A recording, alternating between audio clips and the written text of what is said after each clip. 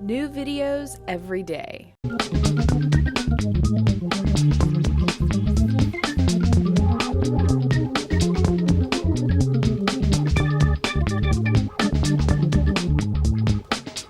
Hi, it's Jen again.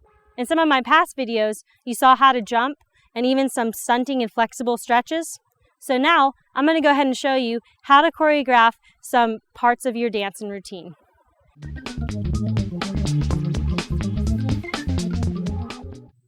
Okay, so most of you know that with cheerleading tryouts there comes a rubric.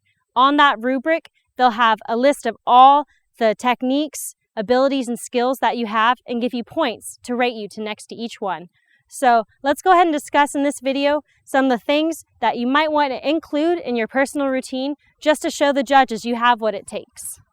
So the first thing I'm going to go ahead and talk about are levels. Judges love to see levels, whether it's high, medium, or low. Normally it works really good when you have a group of people because then you could really see the effect, but no one wants to see a cheerleading routine that's just up here and moving. That's kind of boring. So you want to incorporate your body in different postures and positions. Okay, so let's go into the high V. You're going to want to do anything that's up in the air, similar to the high V we did in stunting and jumps, or even other things like this. And with levels, what I mean by that is by doing them on high, low, or center. So something you can do for medium levels would be something like this, T, or in the middle. You can get creative, anything that will appeal the judge's eye. And an example of the low level would be anything where it's low V or possibly stuff like this. Some other things you can do are even going down to your knees, like this. Anything really that will catch the judge's eye. All right, so you have your two different types of routines. Some can be cheers, where you're speaking them the whole time, or others, it depends on your school tryouts, could be to music. A typical routine could be anywhere from 28 counts to 30. You don't want to keep it too long though. Try to keep it to a minute and a half because you don't want to bore the judges or be there too long because they have a lot of other people to see. You want it short, sweet, and to the point.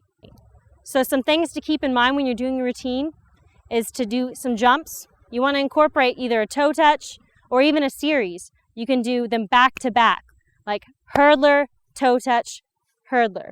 Anything to get creative and different will always stand out.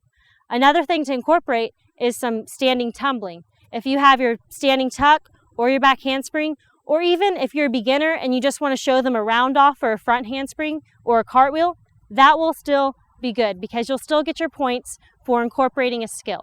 So make sure to incorporate your jumps, your choreography, and your stunting and tumbling. So I'll go ahead and give you an example of a routine. For this one, I'll go ahead and show you a cheer routine without music. You can do anything where you start the crowd with a clap, and then you hit the crowd. Anything up to the front to get the audience involved is really good. After you say that, you're going to want to incorporate maybe a standing back handspring, or even come to the front and do a round off. And then after that, you're going to want to make sure all your words rhyme and that all your words are very loud and precise. Okay, so a cheer routine might look something like this. 1, 2, 3, 4. Come on, crowd, let's go. Get off your feet. Yell for the team that can't be beat. When I say maroon, you say white. When I say go, you say fight. Try to get the crowd involved. Having your hands up like that or anything like that is always pretty good. Make sure you keep in mind these couple of things.